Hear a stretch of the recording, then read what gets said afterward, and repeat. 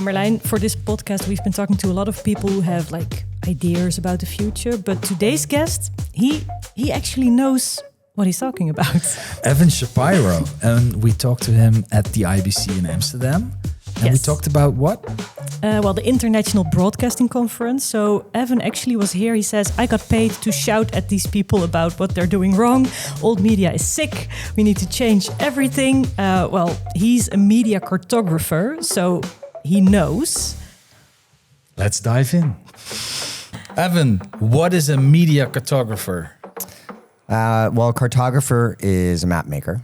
And I became known as a media cartographer when I dropped the map of the media universe that I now make every month about 5.5 years ago. But really, I took a personality test on a podcast like this at one point. And interestingly enough, the profile that it came back with was Pathfinder. And Mapmaker and Pathfinder are kind of similar. So basically, at the end of the day, I take all of the noise and the fire hose of information and data that comes to us on a regular basis. I read all the earnings reports of the 140 or so companies on the map, those that are public, every quarter. And I distill it down into a path forward. Yeah. And that's basically what I do. But I have to say, we've seen you on South by Southwest a couple of times. Now we're at IBC. Mm-hmm. You are usually a bringer of bad news for the broadcasting industry, or not? No, I am a teller of truth about the broadcasting industry. I had a conversation at dinner last night about this, and I think a lot of the bad decisions being made in media at the top, and it's usually made by a coterie of old white men from the same club making bad decisions all at the same time, because all they do is follow each other. They're not really leaders; they're cats, or they're a herd, so they follow each other, sheep. And a lot of those bad decisions, unfortunately, are because the team that reports them is too afraid to bring them bad news. Mm-hmm. But you're not afraid. Well, I mean, I no longer work for any of these companies. I got fired by them, so I don't have to report to any of them. And, while I do own shares in companies, I don't know what I buy. I distance myself from it. My wife controls everything. I don't know where any of the money is. Hi, honey. But I read the information. The data, and the data is the voice of the audience, and the audience is telling us what they want, and the broadcasters aren't listening. No, because a couple of years ago you were here too, and you told the audience that media has cancer. Well, what I said was, I have cancer, and I announced that I have cancer, and I said, media does too. Mm-hmm. And I said 2 years ago, the cure is right in front of us. Mm-hmm. I'm going to take my cure. Are you going to take yours? Here I am, 2 years later. I am cancer-free. I have no cancer. I still have to get treated protectively, preventatively. So I took my medicine and I'm cancer-free. Media, not so much. It is still sick and getting sicker, and it's because it won't take the medicine that is staring right in the face. Because they know what the medicine is? They can see it? They can. They wonder why Mr. Beast is so popular. They see Bluey blowing up on not just YouTube, but also it's the largest streaming show on premium streaming on Disney+. And then I tell them, I scream them, they pay me to come yell at them. I'm here doing it. And I say 70% of the world's population are millennials and younger. They don't live in the same media ecosystem as Xers and older. If you want to reach that 70% of the world's population, which will only grow as a share and only grow with power, the oldest millennials are 45, the oldest Gen Zers are 30.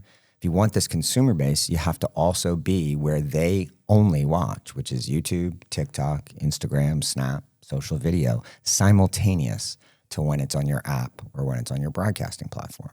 And what they tell me is, oh, no. Either we don't do that, or that's not premium, or that's not television, or it'll cannibalize our audience from our app and our broadcasting. And two things I answer to that. The first is, why do you get to determine what television is? Isn't that the viewer's decision? There are 1 billion people watching podcasts on TV. Are they wrong? Is that not TV? Joe Rogan, a podcaster, most watched on YouTube, decided the last presidential election. So isn't that an interview show? Isn't that a news show? And then secondarily, what's your data for the cannibalization? Do you have any? And the answer is always no. But is that true? It's just I mean, they really don't have any really data? Don't. They think. They say, well, the answer that they give is, oh, it's obvious. I'm like, obvious to who and how? Do you have any data that proves that it's would cannibalize? They say, no, it's obvious. I say, it's not obvious. No. You can't provide data. And by the way, here's the data that proves the exact opposite of that. So I had this conversation internally at CBC at Channel 4. And again, there were people there who stood up and said, it will cannibalize. And I was able, because we did the homework in advance, to show them that that's not true. Based on your own data, not mine. Based on data from internally at your organization. And that's one of the key elements. These organizations don't even know themselves. They don't even look at the data about themselves.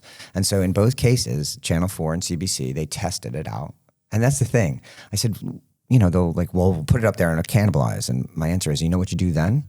Stop doing it. Yeah, at least Take try. it down. Yeah. They don't want to try. No. And so they tested and they learned. And in both cases, and you can watch or listen to these case studies on my podcast, the Media Odyssey podcast, which you can subscribe to right now while you're listening. I'll pause while you do that. We'll allow it. Thank you. They came a year later to show the results. And what they found was they found entirely new audiences, unduplicated. They found entirely new revenues they weren't going to get otherwise. And in both cases, the viewership of the shows and the downloads of the apps, so the viewership of the broadcast shows and the downloads of their own apps increased.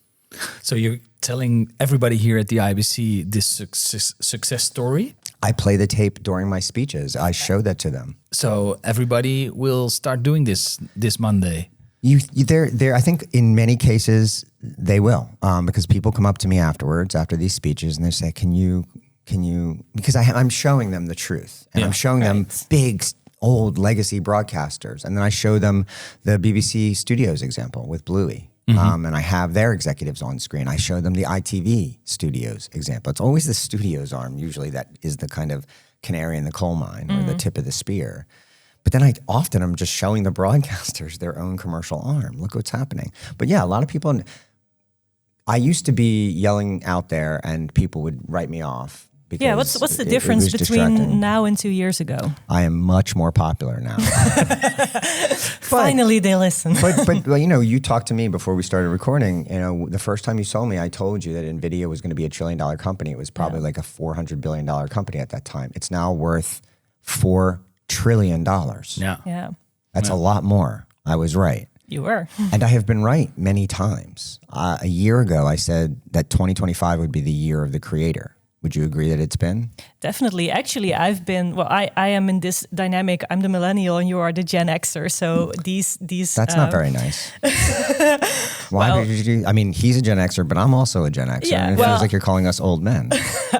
I'm definitely not. You definitely are. The evidence contradicts. Well, we were laughing because I've been pushing like this creator economy perspective on our business and on everything we do. And then that's true. Last week we saw your video and the title was "The Creator Economy is Over." So I was like, oh my, okay, now what? I thought I was doing it right. Right, but I'm being very provocative in saying that. But 2 years ago, I said it's all about the creator economy. Yes. Last year, I said this year would be entirely about the creator economy.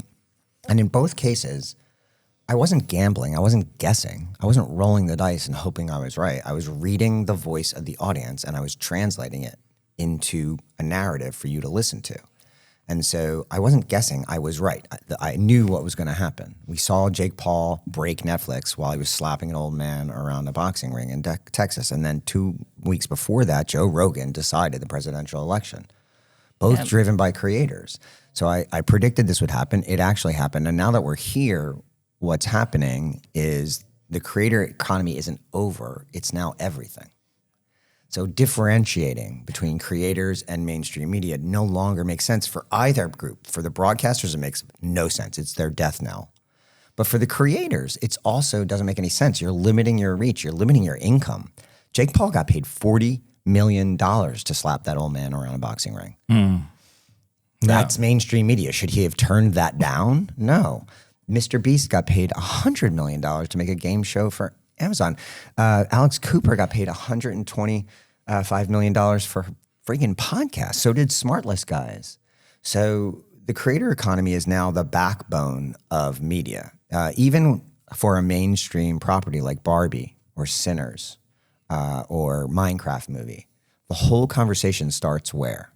On social media. That's where you learn about it. That's where you watch the trailer. That's where you actually make the plans to go to the theater in costume for Wicked. Then you take the pictures at the movie theater. Movie theater is actually the youngest median age in all of media. So they meet up there IRL in cosplay. They take pictures. They post it on social media. Then they go home afterwards and they review the movie on social media. So even for mainstream media, they're not going to find White Lotus without YouTube, without TikTok, without Instagram. The first time anybody learned about Charlie Kirk getting shot was on social media, right? More people get their news from social media than any other source in the world.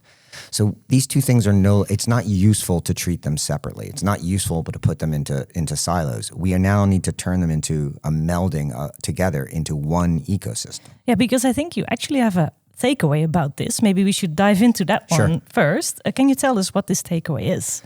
Yeah, there is no creator economy in mainstream media. They are one thing. Think about, you pick up that piece of glass that's on your bedside every morning. It's probably the first thing you touch in the morning is your phone. It's probably the last thing you touch at night is your phone. The funny thing is when you said that piece of glass, I was thinking about a glass of water. Yeah, me too. which but in means, reality... Yeah, and then I realized oh no, that's not what he means. And he's right. Right. It's before the water, you grab your phone. That's the remote control of our lives. Or their TV screen. The consumer doesn't differentiate between the creator economy and mainstream media. 1 billion people are watching podcasts on TV every month, right? 1 billion people. 1 billion hours of YouTube is watched on TV every day, just on TV. That's not on phones. That's not on tablets. The fastest growing segment of people watching YouTube on TV is 55 plus. So this isn't only about youngs and olds. It's not about creator economy and mainstream economy. It's not about social media and mainstream media. It's media. It's entertainment. And so they've melded together. And what I meant by the creator economy is over is that we have to redefine the rules. And I call it the affinity economy. That allows Bluey to be made by BBC Studios, distributed on Disney Plus, and have 11 million subscribers on YouTube, which is making BBC Studios a shit ton of money. That's fandom. That's the economics of fandom. That's the affinity economy. And the content itself. It's the same fucking content on both platforms. Yeah. So actually, it's only the distribution. Correct. So content is... Why is it so hard for everybody? Because here we are at the IBC, with the middle name of... What does the B stand for in IBC? Broadcasting. But most people don't actually think about that until you ask them. Okay. Broadcasting is the center of these people's universe, right? Especially here in Europe, where public broadcasting is not just so legacy and traditional, but it is also still the biggest consumption in most of these territories. But whether that's on broadcast or on the app or even on YouTube, it's still the biggest voice, whether it's BBC or the combination of ZDF and ARD or France Television, whatever. And so broadcasting is so intrinsically tied to who they believe they are. They can't do anything else. Even when you tell them that 70% of your audience is being missed, they're like, well, but we don't get the right attribution. It'll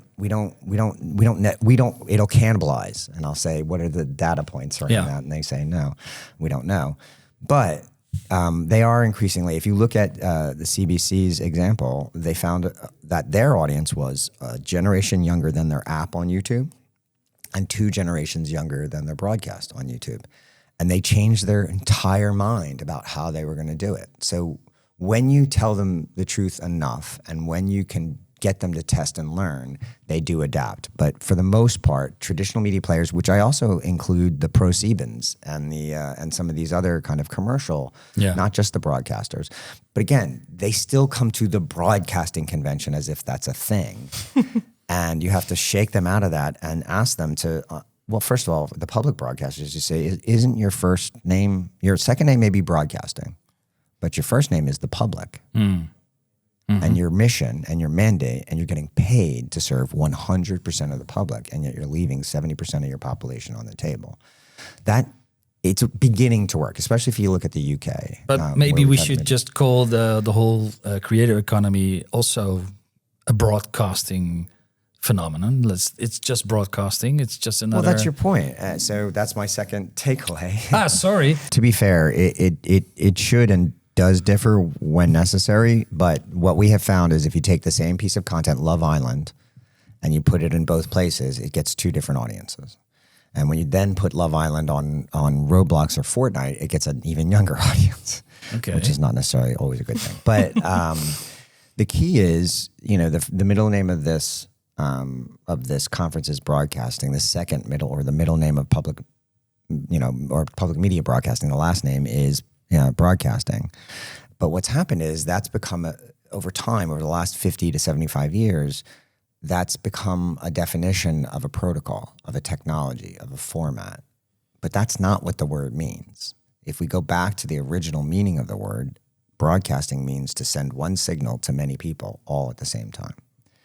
And if you truly, to your point, incorporate all of these things, and you take what I said, the melding of the Frankenstein monster, the creator economy and the mainstream media, and you turn it into one ecosystem, and go back and reclaim the definition of broadcasting as to what it was originally intended to mean, you can then make the excuse to broadcast across television, your streaming app, TikTok, Instagram, YouTube, all at once, because that is the true definition of broadcasting.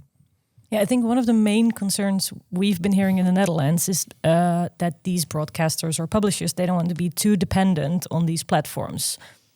You mean the big tech Death Stars? But well, as we've been saying, that's where the people are. So yeah, I get it, but at least you have to find a way to deal with it instead of just saying we're not doing it. But the too dependent on these platforms thing. Mm-hmm. It's such a gaslighting phrase. They all make deals with Sky. They all make deals with the commercial entities in their own territories. They're dependent anyway. The complaint is they don't want to become too dependent on these walled garden platforms, the big tech Death Stars. And my response to that is you're already in commercial arrangements with other corporate entities. You already split the revenues or the attention or the attribution that the audience is giving to these third-party platforms, whether it's a pay TV provider, a satellite provider, or in the case of your app, Samsung and Roku and Fire. So there's always someone between you and your end user. And frankly, in many cases, that data is so terrible that you're getting, you don't really understand what your audience is doing and who they are and what their consumption patterns are. Yeah, and when you work with the big tech companies, at least you get good data. Fantastic back, data. yes. Like where they stop watching and what the demographic and what's the completion rate and all that kind of stuff. And so it's worth a trade, because I think another argument is then we have to live by the rules of the platforms, and we have to make content that has a crazy hook in the first 2 seconds, and we don't always want that. And your argument's always for the BBC, they program some super niche program because people should know. And how do you feel about that? Well, the vast majority of viewership hours on YouTube is content over 30 minutes. More people watch PBS NewsHour on YouTube in the United States than watch it on PBS. Way more. Yeah. And it's generations younger. I think it's happening with one of the shows in the Netherlands too. There's one called Lubach. It's like a Tonight Show for the Netherlands. And I think they negotiated that they're on a commercial platform, but they really also wanted to still be on YouTube. I watch it on YouTube and not on the platform where it's supposed to be watched. So I think it's starting to happen here too. That's because you're a cable cutter, right? I am, yes. I'm a millennial. Yeah. But the key there is it's additive audience, it's additive revenue. Why do you care? Oh, I have to split with YouTube. Yeah, they built the largest video player on the face of the earth, and it just fucking works. Yeah. On any screen, anytime, and you don't have to worry about the delivery costs. You don't have to worry about the compression costs. You don't have to worry about the quality of the video.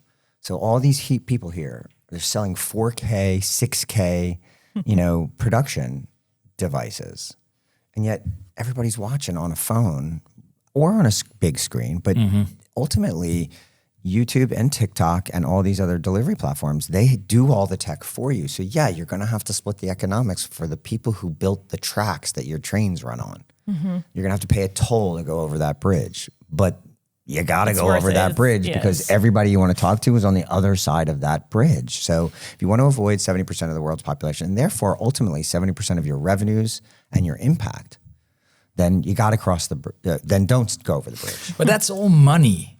How about the content? I mean, if I want to see a documentary on knitting, then I won't see that by accident on YouTube. If you like knitting, you will definitely see a documentary about knitting. Yeah. But you get funneled into what you like most, and it will take the algorithm a year or maybe just a few months. The algorithm is the voice out of the corner of where the knitting can be seen. That's not how the internet works, Boomer. The idea is the algorithm is responding to you. The algorithm is the voice of the audience. Now, TikTok is another thing, and Shorts is another thing. You're talking about Shorts. You're talking about scrolling. Yeah, and I think you're talking about the serendipity effect of like old school flipping through channels. I think that's what How is that different from scroll? How is that different from your For You page? How is that different from YouTube and searching? What people get on YouTube is what they search for. Yes, you have your channels and the algorithm serves stuff to you, but most times when people go on YouTube in particular, they're typing in something. And then it's the second biggest search engine on the face of the earth. Right? You know that probably better than I do, but I always see my dashboard and then it's like, oh yeah, that's what I watched yesterday. So today it's going to, it's more of the same. But if you want to see a knitting something, you type in knitting and then every knitting video. But if I don't know that I like knitting, then it's good to have public television that might surprise me one day with a documentary on knitting. Without question. And unfortunately, public broadcasting is in jail. It's put itself in solitary confinement with old people. Yeah. And this is the discussion we've been having because I agree with that. But I haven't been flipping channels for a decade because I just don't do that. And your kids will never flip channels. It's not what they do. No. They won't even look at the television. So, but that's more of a discoverability issue. And but I think it has value. It does. Me too. But the answer is not pushing linear. No. Communism in its purest form seems like a really good idea. Unfortunately, we never get to it, right? So the serendipity that you're talking about doesn't exist anymore anywhere on the face of the earth. Yeah. Netflix, it takes 20 minutes to find something to watch. 20 minutes is the average search I think time. it exists. Like when you go into a record store and you are like flipping through the records. What are they? Records? Records? Yes. I'm not familiar with this technology. This is a new technology. It's the latest thing. You're going to love it. I think Spotify is probably how most people... And again, you're right. It serves me basically what I want, but I have an everyday mix that I hit. And it serves me stuff. Sometimes I know and sometimes I don't. And, Spotify is a really good service. Apple Music is a really good service. YouTube service is it's their largest record store. Is that what you said? Record store? Yeah. Is that how you say that? Is that a Dutch word? But don't you agree with me even a little that is like an old school version of serendipity? Like I really don't know what I'm going to find. And vinyl records are the only physical product that actually gets sold anymore. And it's mostly millennials and Gen Zers who are buying it. So you're absolutely right. Yeah. And it's the same thing. A lot of millennials and Gen Zers, especially Gen Zers. Let me ask you a question. Really interesting group, and I'll have to get you the name of the group. They did a survey of a few thousand Gen Zers, and they asked them this question: which is more influential in your life, the algorithm of your social media or your mom? What do you think the majority of them answered? Interesting.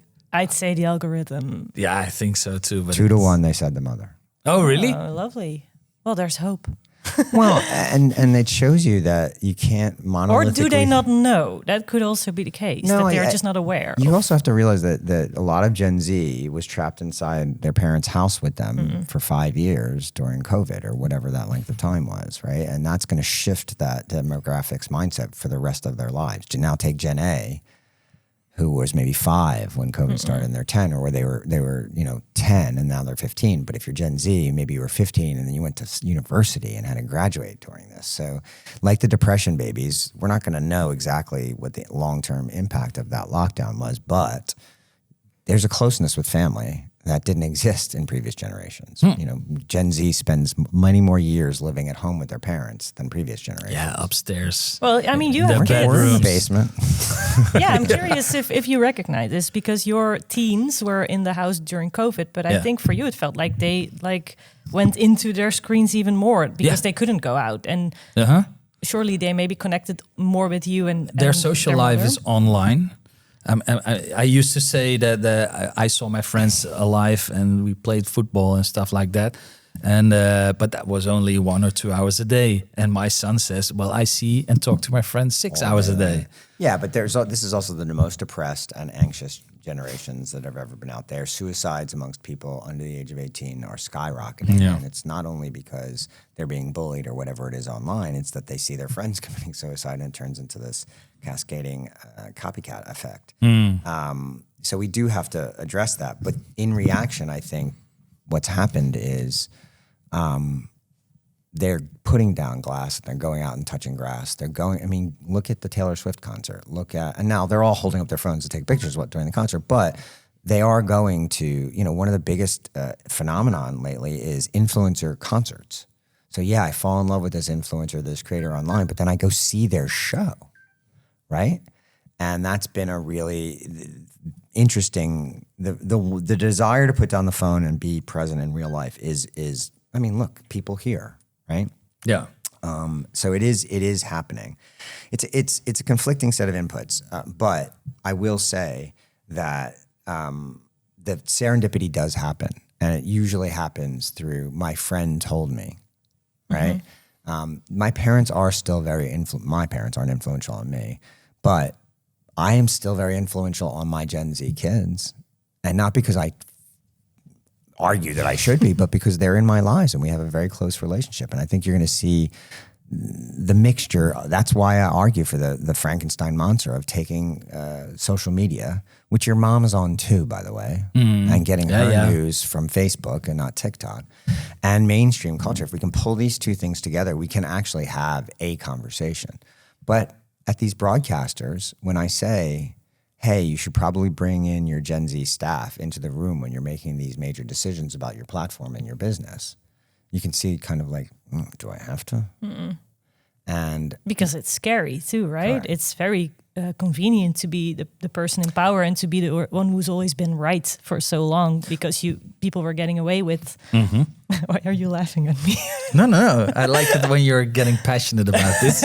Well, but I think so much of what my crowd, the Gen Xers and above, the middle-aged white men, have been right about is they were lucky. I think so too. They walked into an industry that was on the upturn, and you couldn't do it wrong. You couldn't fuck it up, no. right? Exactly. And now they're out of ideas, and they're like, "How did I get unsmart?"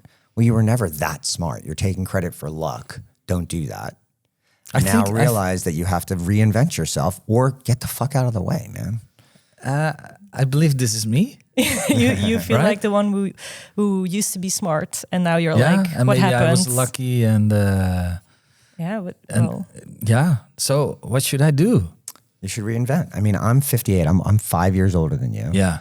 I turned into a creator, an influencer at 50. Yeah. I think it's and making money with it. Oh yeah, I'm making substantially more money now than I was making as a very overpaid executive at Comcast Cabletown. And I have no one to answer to. But how many people will succeed in doing it your way? I don't have that many followers. I think people think I have more followers than I do because I have 100% of the followers that I need. So here at IBC, I'm super popular. Yeah. But if I went to a different conference, no one would know who the fuck I was. It's not about a massive audience. It's about the right audience. And then it's about understanding how to create economics around your fandom, around the people who adore what you do. Someone said to me the other day, a director, and they said, well, how do I learn can you tell me what the kids want to watch on these social media platforms? How do I find out what they want? And what I said was, no, you're an artist. Make what you want and then figure out who that audience is. Find out how to find them. Find out how to create a community around them. And then when you find a collection of people who love what you do, two things. One, they love you. they're going to be on your side. They're going to want to see you succeed. You say, well, I can't do this for free. We need to set up an economic relationship where I can continue to provide you what you love. Yeah. They will do it. Patreon, YouTube, you can watch people doing it every day. And it's never been easier to collect those funds. And then secondarily, if you find 10 people who love what you do, well, there's definitely 10 more somewhere. You just have to understand how to create that lookalike audience and grow in concentric circles. It's not about scale, but it's about love. But that is quite difficult, right? To find your audience. I mean, there's so much content, so many content creators. And especially... How do you stand out? It's not by shouting or making more content. It's... Well, actually, to a certain extent, it is putting content out there, watching whether it succeeds or fails, looking at the data, which is the voice of the audience, and then doing away, learning from the failures instead of avoiding the failures. Mm-hmm. So much of what is holding broadcasting and traditional media back is fear of finding out, fear of fucking up. Mm-hmm. And so they don't make that choice. Well, so you're never going to find the audience that you don't try to find. Yeah, but I think especially... It's too hard. I'm not going to do it. What? Yeah. Huh? If you put it out there, and it fails, well, that didn't work. So try something new. Yeah. Not a new art, but a new form of the same art. Yeah, I think the difficulty is because Merlin is also a TV host in the Netherlands. And you've been doing many old school TV shows. And we are trying to transfer that, trying to find the audience. But because it's been such a mass medium, the audience is very hard to grasp, like, what exactly do they like about you? Because it's like human interest shows, they like the way you interview people, but it could be like a 53-year-old lady in a village in far away, or it could be someone like me. It's really, really broad. So as we're putting out content, it's really hard to learn like what works and why it works. So, and I think that might be the case for more. That's why I'm asking for more mass media creators or broadcasters. They are so used to putting out this literally broad content, while in my experience, what works online is to like niche down and be very specific in what you offer. So we are trying to figure out like how to make that transition. But do you put that broad stuff out there because you want to, or do you put it out there because that's been the economic understanding between you and your employer? Right. So So now figure out what you want to put out, what you would make if dance like no one's watching. Right? Yeah. Mm-hmm. So figure out what you would like to make, what your authentic voice is. I made a PowerPoint slide that turned into a map, that turned me into the media cartographer that now is my business. It all started as a PowerPoint slide. It does. And it all often lines up as one for me. But the key here is I put it out there. I had no expectation of what would happen. People dug it. Yeah. And I think you have to, the more authentic your content is, the more it is actually art for the truest sense, meaning you would make it regardless, right? Mm-hmm. No, whether you ever got paid for it, or anyone ever watched it or saw it, I'm going to paint Starry Night. Who knows what's going to happen? And it turned into one of the most valuable paintings on the face of the earth. He had no idea that was going to happen. Mm-hmm. But if you do that and you're good, you may suck. That may be the other thing. You may be terrible, right? Yeah. But if you're good, people will, and you stay at it, people will find it. The other key, though, is go back to what I said. Hire a 20-something who understands the algorithm, who knows how it works, and give them the authority to test and learn on your behalf so that you don't have to worry about tricking the algorithm into liking your stuff. I have young people who help me, with my social media feed. And by the way, I'm way better at it as a result of it. I picked up, more than 1,000 followers in the last week on TikTok because I changed the way I put out some of the stuff that I was doing. I have leaned into Instagram, not because I love Instagram, but because it was useful to me to get more people to see my stuff. Again, I've picked up substantial. I'm still very small on Instagram because I deleted it a couple of years ago because Mark Zuckerberg is evil. But I think I will think I'll use him to further my business because it's one of the ways I have to get to it.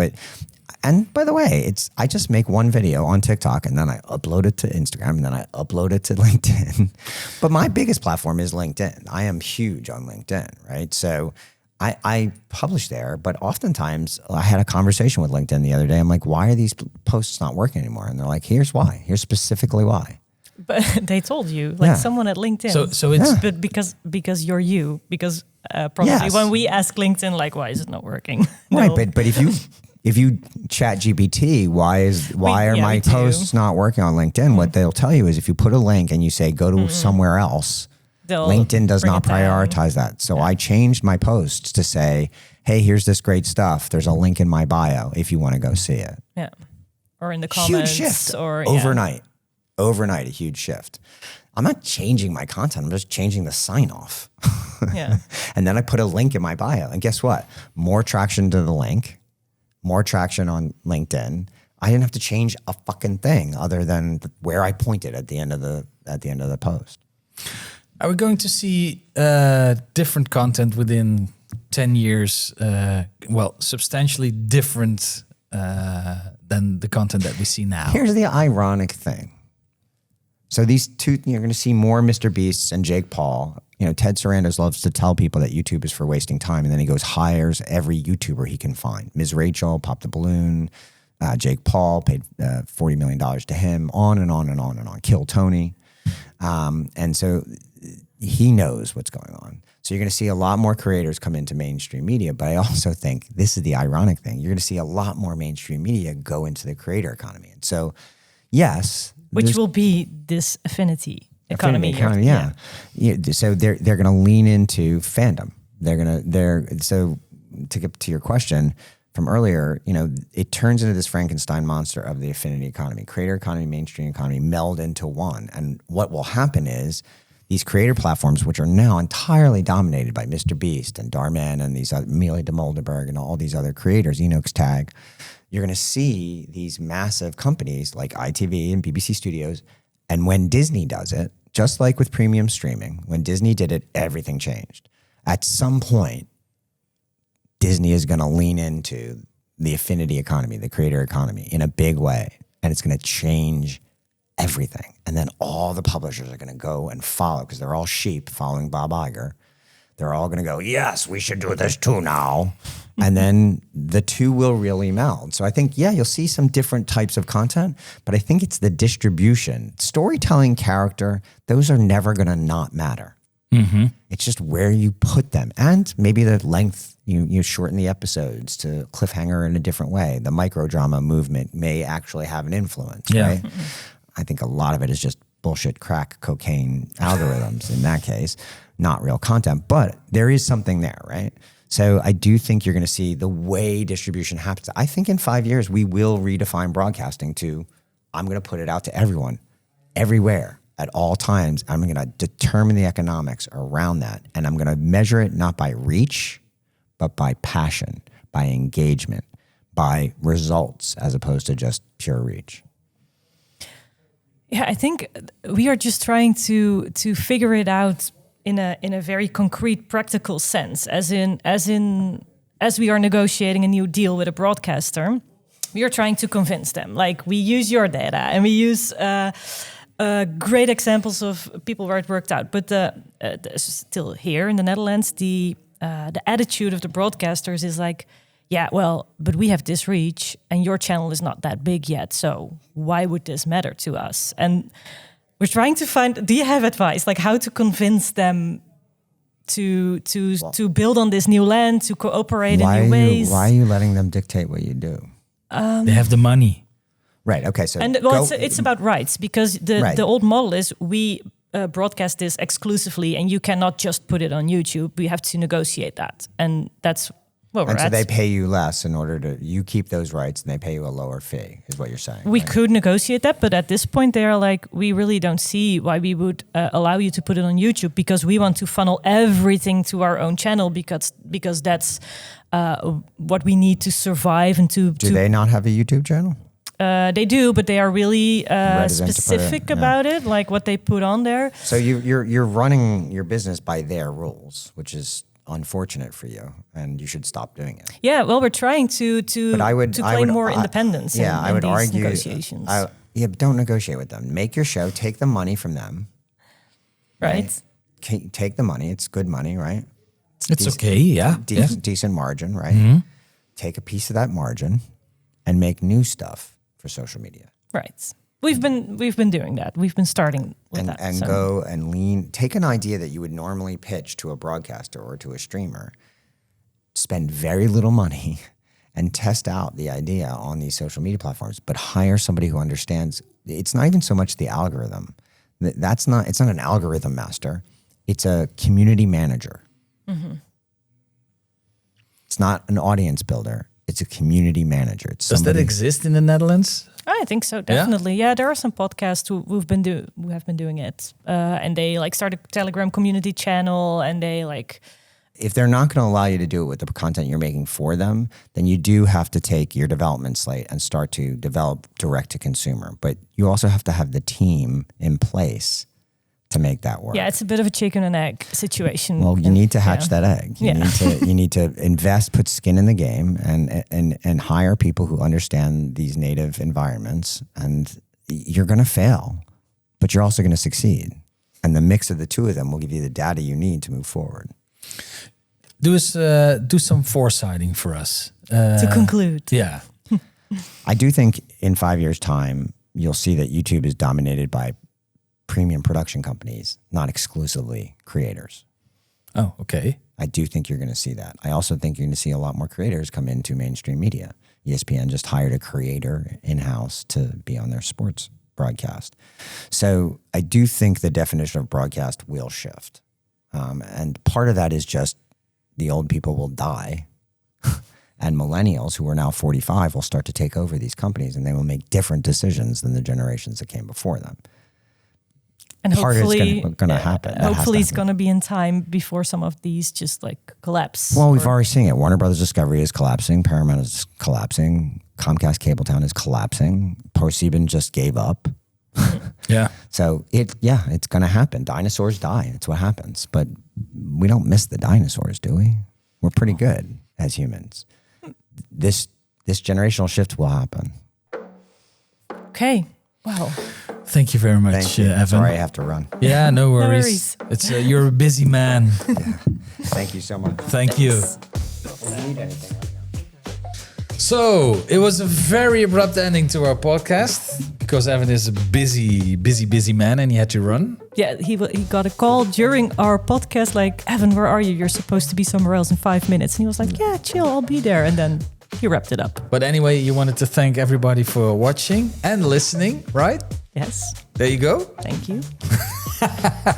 So these were the 3 takeaways live from the International Broadcasting Conference in Amsterdam. In this podcast, we ask media pioneers about the 3 things you should know to be ready for the future. Our guest was media cartographer Evan Shapiro, and this podcast is produced and hosted by us, Jolien van die Grient and Merlijn Passier, and it's brought to you by Media Campus NL. Do you want an exclusive peek of what's going on in the minds of the pioneers in our industry? Subscribe to this feed. And finally, our regular disclaimer, this podcast contains no AI whatsoever except for the theme tune courtesy of Suno.